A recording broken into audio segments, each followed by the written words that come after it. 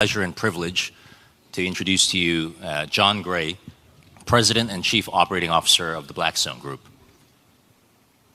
As a globally respected leader in finance, Jon requires no introduction, but for some of the younger members of the audience today, I'd like to share a little bit about Jon. Jon joined Blackstone in 1992 as an analyst straight out of college, and he went on to build the world's largest commercial real estate platform.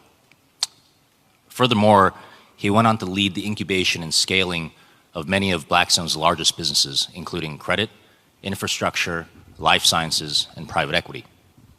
He now leads Blackstone as the world's largest asset manager with over $1 trillion of AUM.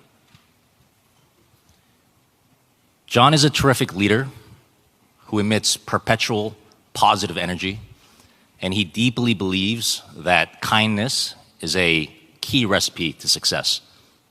And we are very lucky to have him with us today. Jon, welcome back to Korea, and thank you for being with us. Thank you, Eugene. That was a lovely introduction. Thank you all. It is great to be here. Congrats to Mel on this amazing event, the World Knowledge Forum, and then this Inspire Convention Center is quite impressive. This has been Korea Week for me because I was in Northern California last week and NPS was opening up their San Francisco office, and I was fortunate to get invited by the chairman to participate, and now I find myself in Seoul, which is a city that I love both because of the people and the food, and also a growing place for our business. Well, Jon, I think let's just dive right into this. I think there are many people in the audience today who are extremely curious to hear from you about a number of topics, but to start, what is the state of the global economy and where do you think it's headed? So we're going to start with a small topic. What I would say is we're really in a period of transition.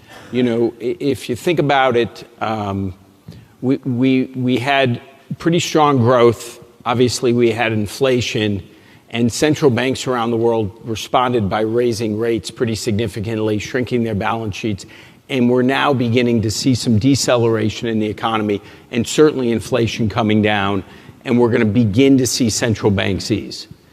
And if you just dig deeper in this, what I'd say is, when we look at our portfolio companies, we've still seen pretty good resilience. In the second quarter, earnings growth in our companies, or revenue growth, I should say, was mid-single digits.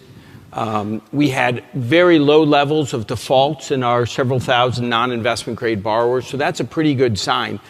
But we have seen revenue trending down a bit. We've seen hiring at our companies become much more constrained. And I'd say we're seeing weakness in the consumer side of the economy. So water parks and theme parks and hotels and consumer goods. And it's a gradual deceleration. And by the way, it's a similar story pretty much around the globe. Probably a little bit slower in Europe, but it's a similar story. On the inflation side, back to my earlier comments, that is positive. We've definitely seen input costs flatten out. Rental housing costs have moderated quite a bit. And wages, when we survey our companies, they say a year out, they think it'll be 3% growth. So sort of back to normalized levels. So if you think about it, central banks, particularly in the US, have a dual mandate: price stability, fighting inflation, and employment. And they've been quite successful here on the price stability front, and they're now beginning to see labor markets soften. And I think what we're going to see is them responding by cutting rates.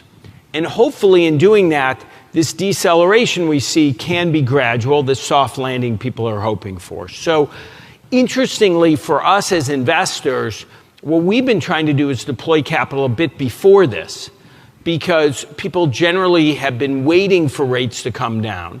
But when that happens, that can help lift up asset prices. And we've been trying to get ahead of that. But our overall picture would be one of decelerating growth, decelerating inflation, central banks responding by easing policy.